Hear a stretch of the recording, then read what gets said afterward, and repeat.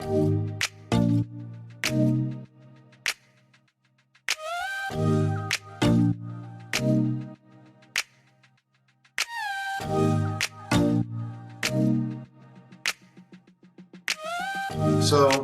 if we look at what some of the key differences between what I'm going to call a mediocre producer and a top producer, I mean, there's a whole lot of things that we could talk about. But what I want to talk about today is the word systems. Okay, the word systems. One of the key differences, if you look at somebody like a superstar like Richard Berman here, okay, he's got systems in place. You know, there's no way that you can produce at a high level without systems. Now, you can produce at a mediocre level and kind of figure it out day to day. I mean, yeah, you can. But the fact is that if you've got to consciously think about every single thing you do, then it gets overwhelming in a hurry. And what we've got to work on is how do we avoid getting in that state of overwhelm? That's one of the key things we've got to work on. And that's what systems do. So for example, you guys should have systems for how you take a listing. From the time that you set the listing appointment until the time that it's a done deal. You know, it's listed, it's up on the market, everything's done. You know, and what's interesting is, you know, I get emails constantly. Gordon, do you have a system for this? Can you send it to me? Gordon, do you have a system for that? Listen, creating systems is not hard, guys. It's not hard.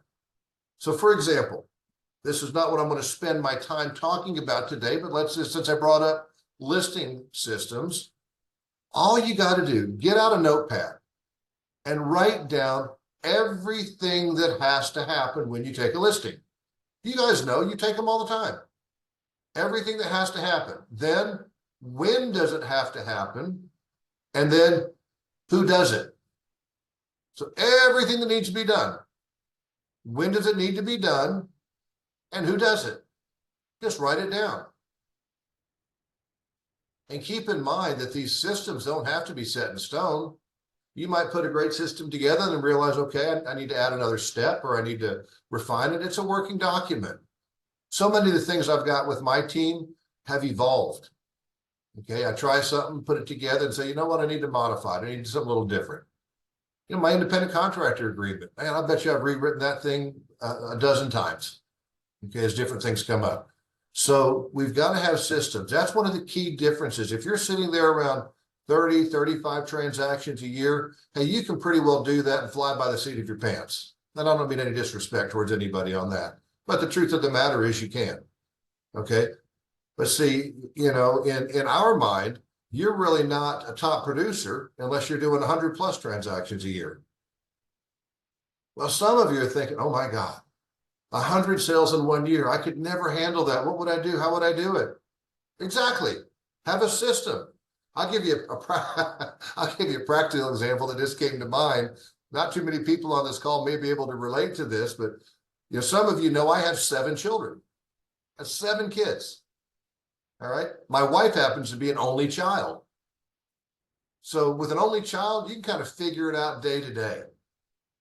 When you've got 7 kids, you better have some systems. Systems like how in the world are you going to get them out the door to school in the morning? Who's got what put in their lunch? Whose backpacks are where? What goes in the, I mean, come on, it's all systematized. If you're going to function in high volume, you've got to have systems.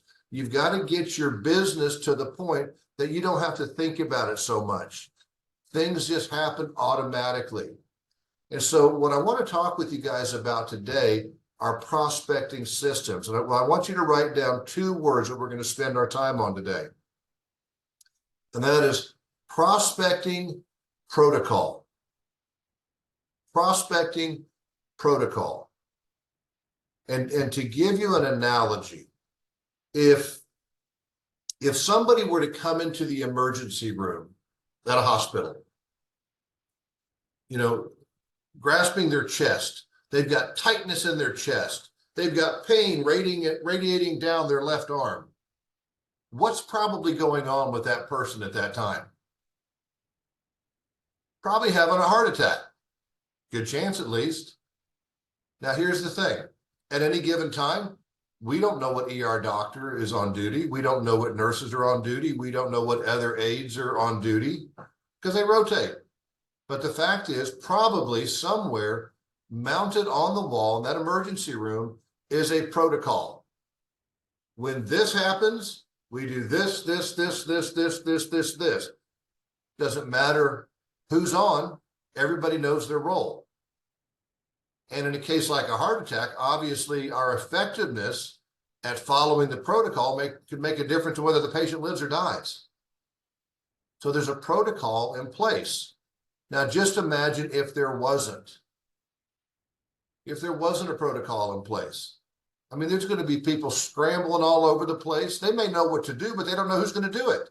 So you got two people doing one thing and nobody doing the thing that needs to be done. And you got mass chaos. In the meantime, patient dies. Okay, we have to have a procedure.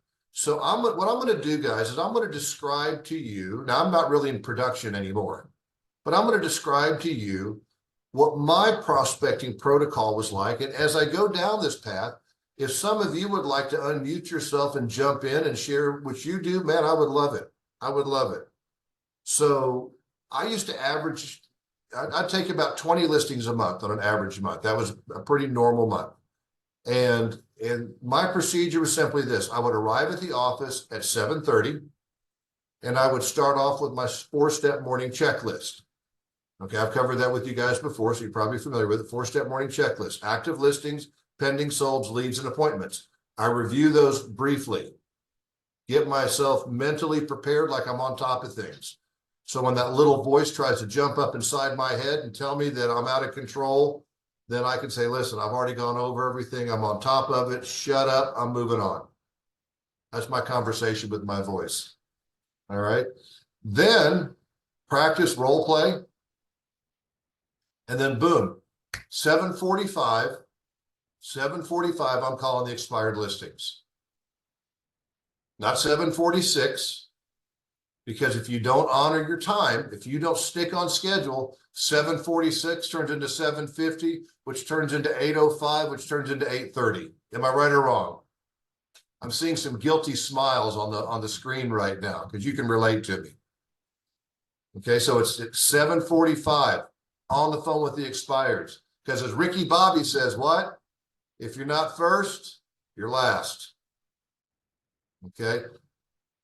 The more people that they have heard from, the less likely you are to get that appointment. 7:45 on the phone with the expireds.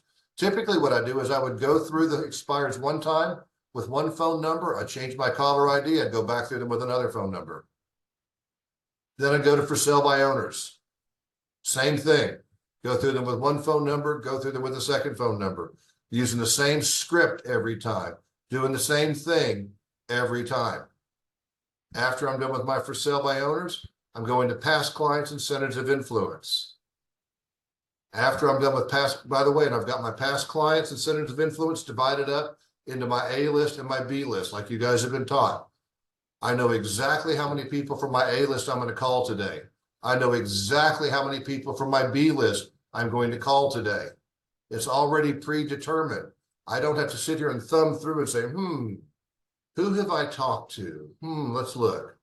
Okay, no, talk to them. Oh, I haven't talked to them. Let's call them today. Oh, give me a break. No, that's not the way you do things. You're already prepared. You're organized. You're efficient. You're a lean, mean prospecting machine, a human ATM. You can write that down if you like. It's a great affirmation. All right. I am a human ATM. My kids believe that. I'll tell you that. So anyway, then I go to my lead follow-up. Okay, I'm hitting my leads again. And then I'm going to do any just listed, just sold calls that I may want to do at that point. But I already know again where I'm calling, what I'm doing. It's all programmed in. I use Vulcan 7 for my prospecting. It's already programmed in Vulcan 7. So I'm not having to take the time in the middle of my prospecting to go research and prepare and get things set up and organized. No. you should be able to make the next call, make the next call, make the next call, make the next call. All right, we're transitioning on sources. Boom, transition takes that long. Make the next call, make the next call, make the next call. Churn and burn, churn and burn. You should be making between 8 and 12 contacts per hour, minimum. 8 to 12 contacts per hour. If you're not making 8 to 12 contacts per hour, then you need to stop and question why not. Talk to your coach about it and let us help you figure this out. All right, so that's part of the prospecting protocol. All right, what's the rest of the system? Well, depending upon the goals that you have for yourself, depending upon the amount of business that you want to do, as to what adjustments you need to make that happen. So the next thing I want you guys to write down as part of the prospecting protocol is, and this is Gordon Watson terminology, by the way, all right, is peak prospecting times. Peak prospecting times. So most of us on this call are morning prospectors, because that's what we've been taught to do. We'll start from anywhere from 7:30 to 9 o'clock in the morning, and we'll prospect for a couple, 2 or 3 hours. That's normal. That's pretty normal. But what I've learned, there's only so many people that I'm going to get a hold of during that time. So there are 6 what I call peak prospecting times throughout the week. Let's write these down. Monday through Thursday, 6 o'clock and after. Monday through Thursday. I didn't say Friday, because Friday, for whatever, Friday's just, people are gone, they're gone out to dinner, they're starting their weekend early.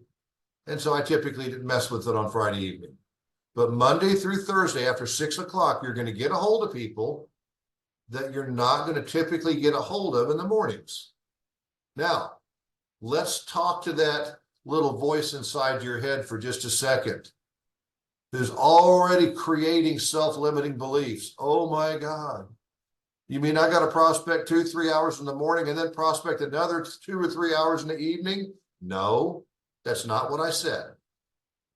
You can probably spend a good solid 30 minutes. Because if you're on top of it, all you're doing is you're going back at, depending again on your sources, okay? I'm just telling you what mine was. You may have some different sources. Okay, you may be working on probates and, you know, whatever, divorces. It's all, you know, we all have different things we do. But I'm going to go back after the expireds that I couldn't reach in the morning. I'm going to go back after 6 o'clock. The for sale by owners that I couldn't reach, back after 6 o'clock. My past clients in Sphere that I couldn't reach, again, and then leads.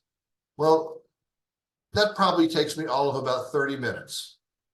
But here's the thing. With rare exception, I'm scheduling at least one more appointment during that time than I already had for the day. I'm typically getting at least one more appointment, because what I'm using is the 180-degree theory. What is that? Okay, is I'm doing what other people aren't doing. I'm doing what they're not doing. One of my favorite quotes, matter of fact, Richard, you saw it, it was up on the wall of my training room. Okay, and it's by Jerry Rice.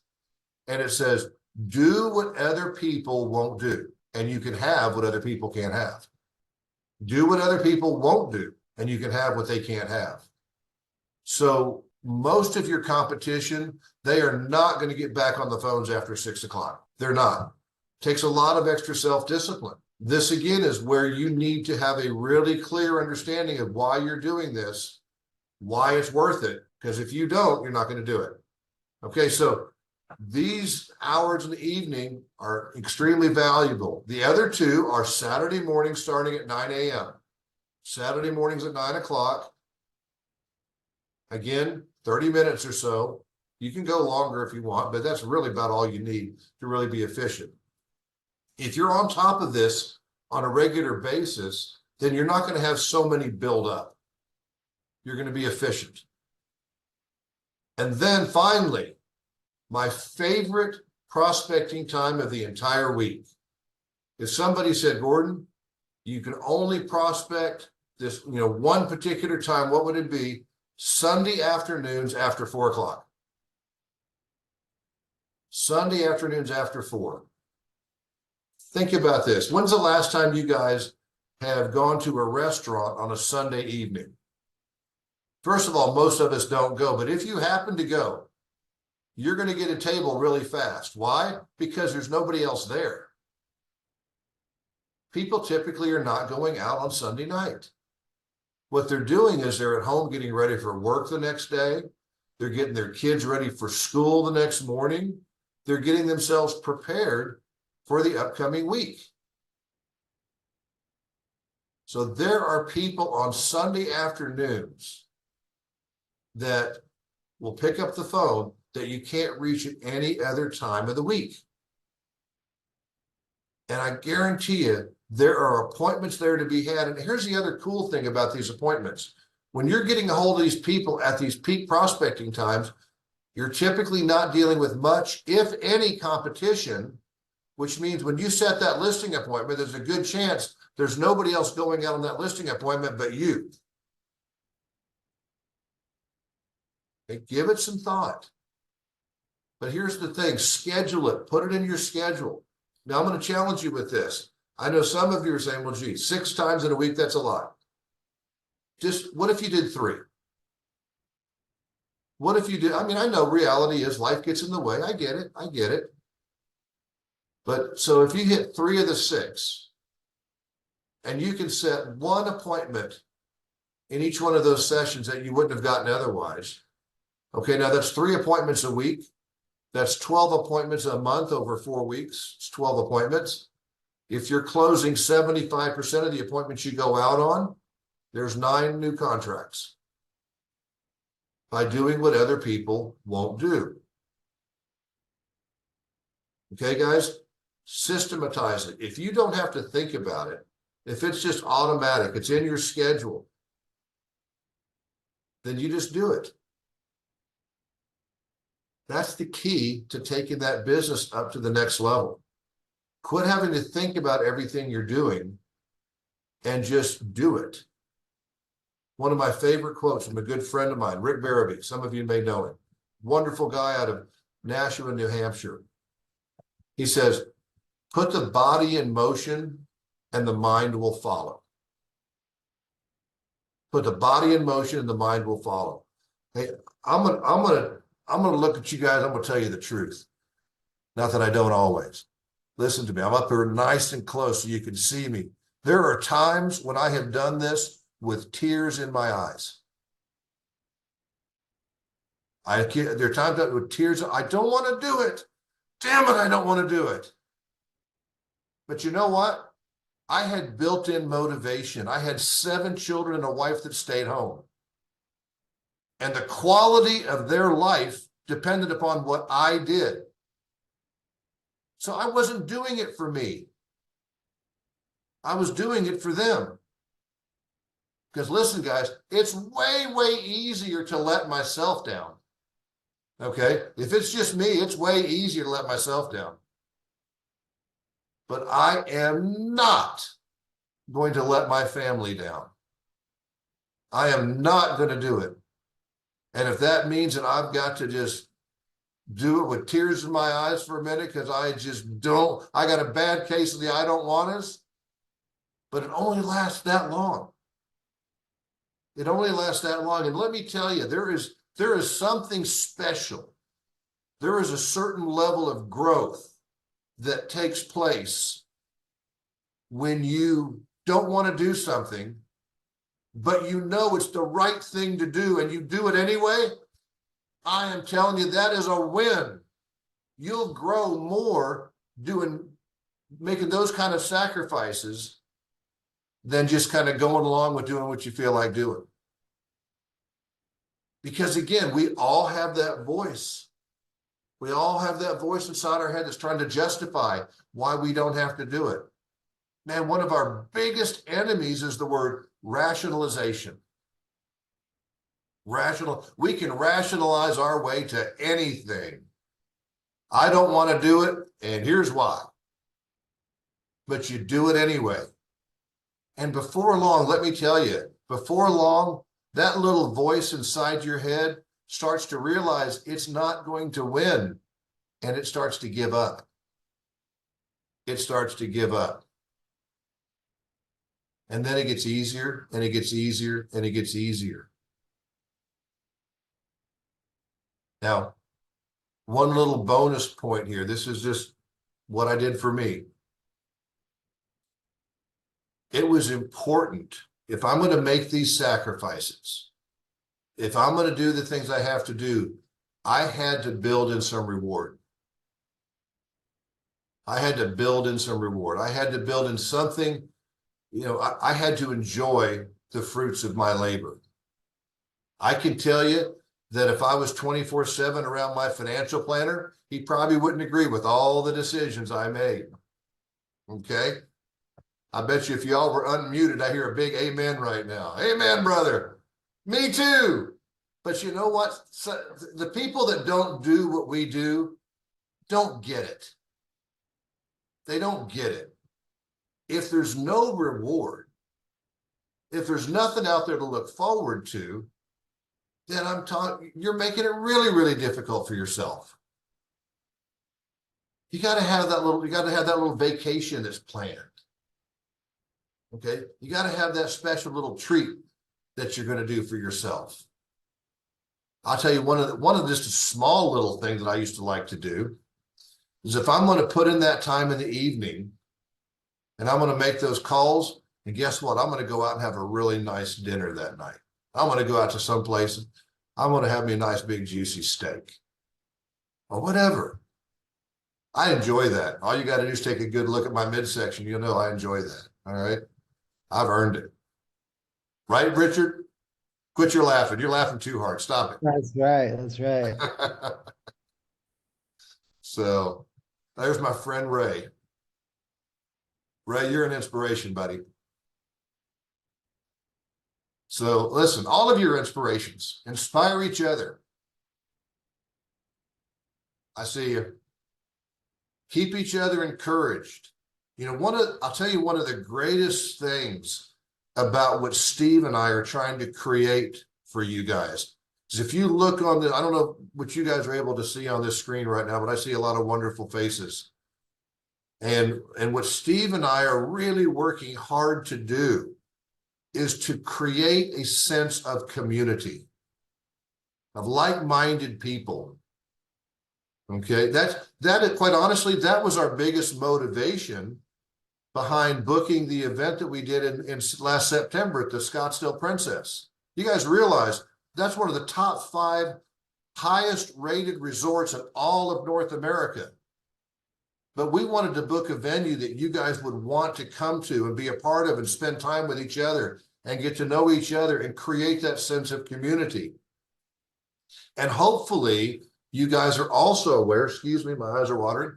You guys are also aware of the event that Steve and I are doing here in Oklahoma at the Belmar Golf and Country Club, which, man, I'm so disappointed that I had a special treat lined up for you. I really did, because Belmar Golf and Country Club is owned by Toby Keith, who was a friend of mine. Unfortunately, he just passed away of cancer just this last month. We all thought he had it beat. We did. We thought we had it beat. And he had just gone to Vegas and done 3 concerts there in Vegas. And we thought, well, man, if he can perform in Vegas, 3 times in a row, he must be okay. Well, unfortunately, that was his last hurrah. We didn't know it. But I was going to have him come in and just greet everybody at our event. It's called The Edge. It's on watsonpowers.com. It's April 11th and 12th. It's called Advanced Selling Techniques. Steve, Sydney Fullen, and myself are going to spend 2 days teaching you guys cutting edge sales techniques. And this is not just for the team leaders. This is also for your team members. Okay, and anybody who is involved with Watson Powers, either as a team leader or on a team, we have a special discount for you guys. It's only $199. And let me tell you another cool thing about Oklahoma is it's a very reasonable place to come. At the bottom of our sign up, there's a whole bunch of different hotels that are nice hotels, very reasonable prices. The flights in and out of Oklahoma are very inexpensive typically. But listen, come spend 2 days with us. April 11th and 12th. We want to fill this room. We want to, again, build that sense of community. We want to get like-minded people together that are sharing ideas, that are uplifting, that are encouraging each other. That's what that's our vision, man. That is what we are working to accomplish. And as I look at this screen, at the people that are part of this call, I think we're being successful. I think that we are. So again, sign up. If you are a team leader, if you are being coached by us, it doesn't cost you a dime. We're even providing lunch. Even getting lunch out of the deal, right? If food doesn't attract you. So listen, I appreciate you being a part of Watson Powers. I hope that you learned something from prospecting protocol and put that system in place. Try it. Let's start working on some other systems so that we can take your business up to that next level. Quit having to think about it so much. Just plug yourself in and go.